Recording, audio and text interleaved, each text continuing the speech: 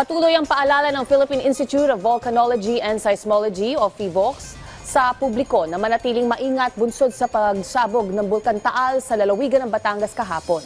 Una nang iniulat ng PHIVOLCS ang tatlong magkakasunod na mahinang pagsabog. Ilang oras lang ang nakalipas. Dalawang magkasunod naman na phreatomagmatic eruption ang naitala.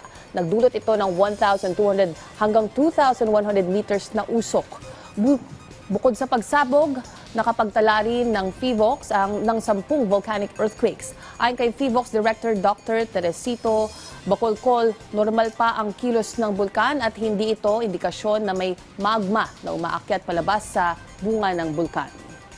Sa kasalukuyan, nasa alert level 1 pa rin naman yung Taal Volcano.